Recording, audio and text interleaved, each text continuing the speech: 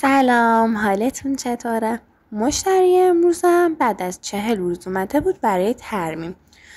یکی از ناخوناش لای در یخچال مونده بود، یکیش هم لای در ماشین و به همین منوال هیچی از ناخوناش نمونده بود.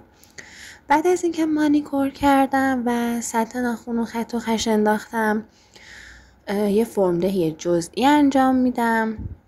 بچه ضد قارچ و پرایمر من از برند NBI و پودرم هم همینطور NBI و لیکویدم IBI و نوک ناخونو من بیشتر مواد میذارم، زیر ناخونو تمیز میکنم. یه فرم‌دهی دوبارم انجام میدم. بعد از اینکه سطحش رو صاف کردم شروع میکنم به لاک زدن. و بچه ما اومدیم یه چالشی بگیریم و گاز فندک تموم شده بود، برای همین منم چون افسردگی گرفتم فیلم خوبی نتونستم از بعدش بگیرم.